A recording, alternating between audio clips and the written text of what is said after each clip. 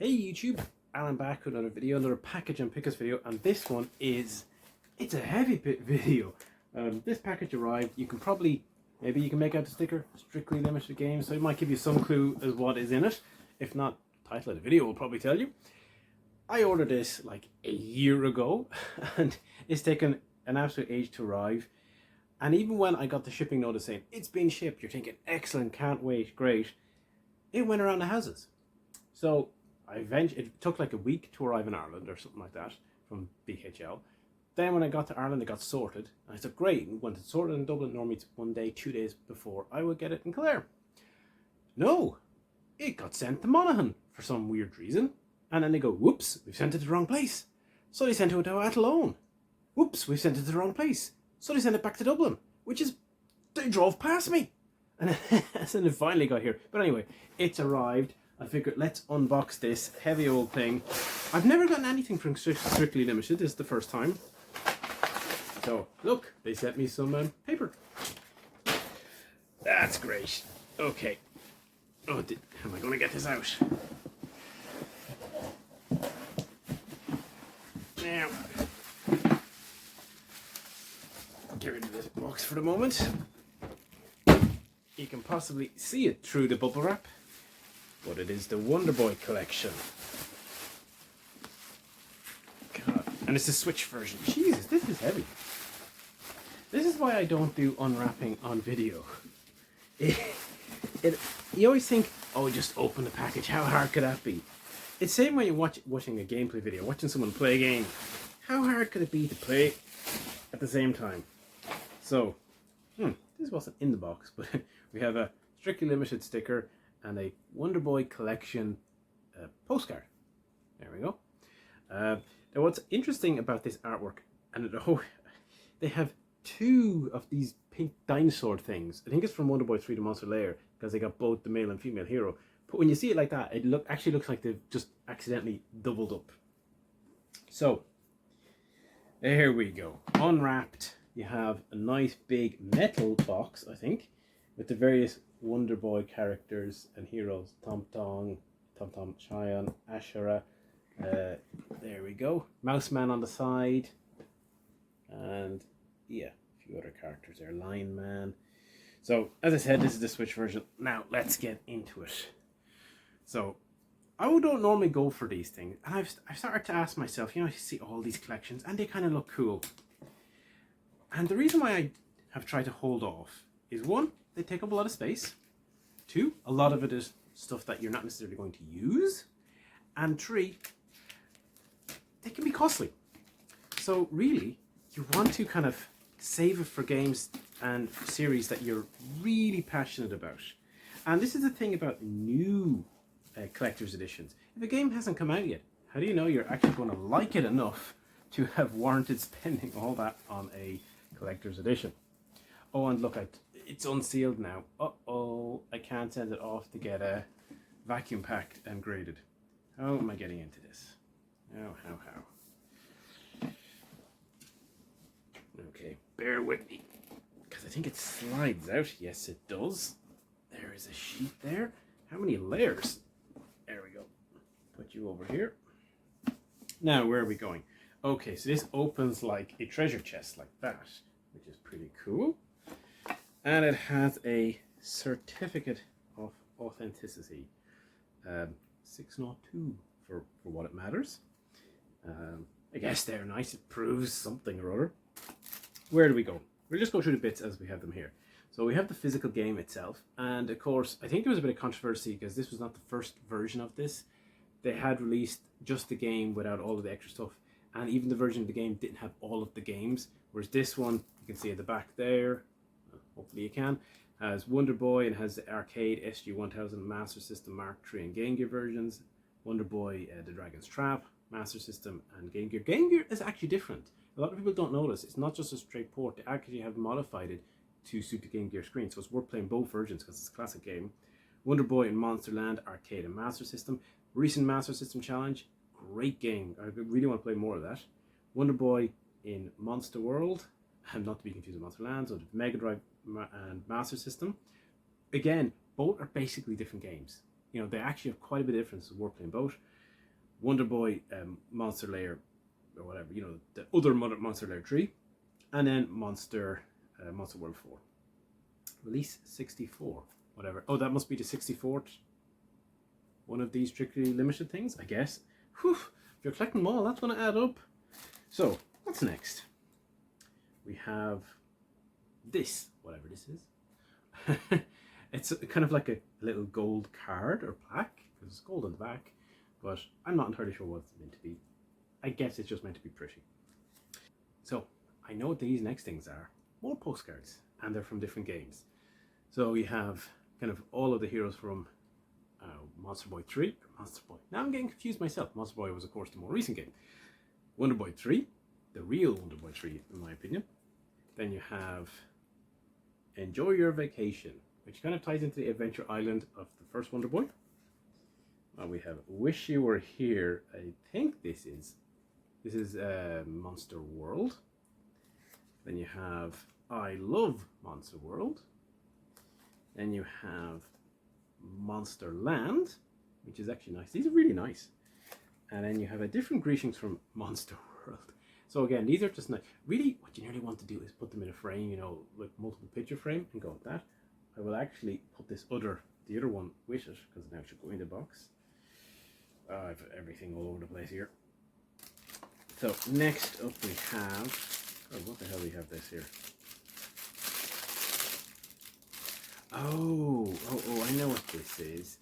This is a little kind of diorama kind of kit that you can set up. So you can see the back here where it has holes. So the figures, the various Wonder Boys, you can actually pop into it. I think that's what that is. Well, maybe I'm wrong. But I think you might fold it up. Otherwise, why would they have tabs? Because these look like that. So I do. I think it folds up, and this becomes the background, and then you stick the characters in it. So there we go. Next up, we have the collector's coin pack. Do we have a thing? How do I get into this? So I can feel stuff. It's like a Christmas present. There we go. Here.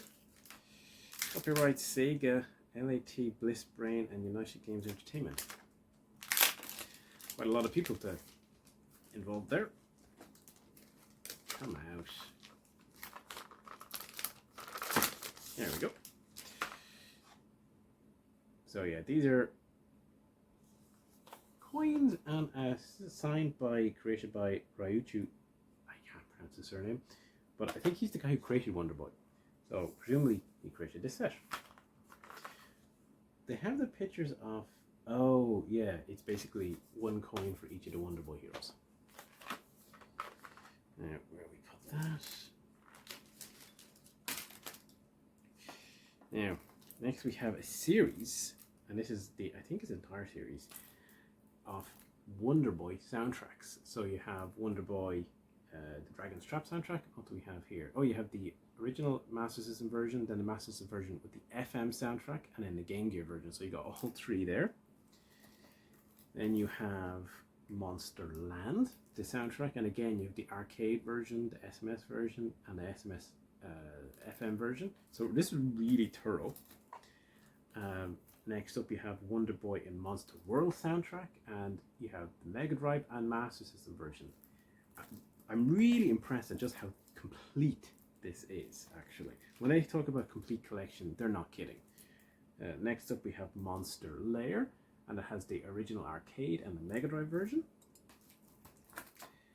Next we have Monster World 4, and I assume this is just the Mega Drive version. Yeah, because there is only the Mega Drive version. And then finally we are at the original Wonder Boy, where of course we have the arcade original, the SG-1000. I'm actually really curious to listen to that now. What does it sound like translated to that? The Master System and the Game Gear version, and even in brackets, Revenge of Dragon. The naming convention for that was just crazy. So another small little item, we have this pin badge, Wonder Boy Metal. It's actually quite a little heavy badge. I'm so surrounded by stuff now. Next up we have the Wonder Boy card game, which is really kind of cool. So let's see, what do these look like? So there we go. So yeah, actually it looks like there is a full-on actual card game with all the little characters and heroes. Oh, and it tells you here how to play them. Rules. Setup. Shuffle the deck, distribute them equally among the players. Each player takes up his stack of cards in a way that they can see the foremost card. Be careful that you hold the cards in any way. Not even a sneaky Pepe Logo could catch a glimpse. How to wonder play. The player with boy in his stack begins. He chooses a character, attack speed, pixel size, defense to completion. Now every player lays open his frontmost card and compares said category. The player whose card holds the highest value wins and gets to take all of the completion cards and put them onto the bottom of the stack. Should two or more players hold the same value, the turn player calls another category and the next one of cards are laid open. The winner of every turn becomes a new player, or turn player. So actually, little thought has gone into that. That's nice. And to be honest, I could probably go through it on camera and take more shots of that. That's crazy. What is... Oh, the music box. Because music, and that's why it's so cool to get the soundtrack CDs, music did play kind of an important role in the series. Like, you know, to talk about Ocarina of Time. Oh, look, it's got an Ocarina. Yeah, you know what series had an Ocarina? Wonder Boy, before Ocarina of Time. Now, I can't get this open. In fact, the SNES version of A Link to the Past, of course, had a flute, which looked like an ocarina, more than a flute. I actually can't get that open, so I'm going to move over. But Wonder Boy Monster World, I think, still predated Zelda. So we have the anniversary collection of this. I love, oh, these are the music sheets. Again, music being such an important part of the series. I love that they've done this like the Master System grid, which you can see here. You have various BGM name entry. And it's pity they all look very printed quality. It would be nice if they were done a little bit more special, so you have like round clear, and you know, they could have put these on nicer paper and whatnot, because it is actually quite a nice little BGM normal. It's a nice little ad, but it could have been really ramped up to make it seem more special and make it clear which one it is. It actually looks like it looks very handwritten, and that's probably what they're going for. So if you play piano, I guess you too could play the Wonder Boy music. I don't, so I can't. So then we have a little Wonder Boy vinyl sticker. That's the cover art again. In fact, we got a whole host of them. Let me see if I can grab them out. And this is more individual ones. So you have the original Wonder Boy. You have, oops, Monster World Shine. The collection itself. Wonder Boy Tree. Monster Lair. Ashura. And hang on, this looks like number 3 as well, Dragon's Trap. Or at least the Japanese one. Maybe that's meant to be land, because I don't see a sticker for land here. And we're still going. I mean, this was a very complete set. I don't know. Oh wow, this is a reproduction of the Monster Lair arcade sheet, and one for the Monster Boy that they would have sent out to arcade operators, because of course these were arcade games. That is really cool. And they have, yep, they have Monsterland 2. These are really cool additions. Who's in the door? And I mean, of course, that was the point. Can you imagine playing Monsterland in the arcade? System 2 board, System 16 board, yeah, System 1 board. So you can see the evolution as well. Really nice things to dig through. I actually can't wait to dig through all of this properly. And they have a poster, and it's I think it's a double-sided. As I said, I'm not a big fan of the anniversary collection cover. But let me see if I can see the other side, or maybe it's not double-sided. Oh no, it's double-sided, but the same picture. I don't know why they did that. Oh, it's not the same picture. There are 2 pictures of the same type of thing. How very odd. There we go. 2 pictures. Actually, to be fair, when I see it blown up like that, the artwork is a lot better looking. Okay, now I'm getting towards the end. We're getting towards the heavy stuff. My God, I'm surrounded. I'm not going to be able to stand up out of this chair. So, we have a Wonder Boy, and this is a nice, heavy feeling book as well. Wonder Boy Collection History Art Book. and we can just take a few scans. So you have the contents here going through again, obviously as you'd expect, each of the games. Nice little introduction, and then you have the kind of art for the cover, and I'm sure there's going to be more little bits for, oh, kind of a breakthrough, almost like a detailed manual and guide of characters and how the games work. Going on to the retro archives.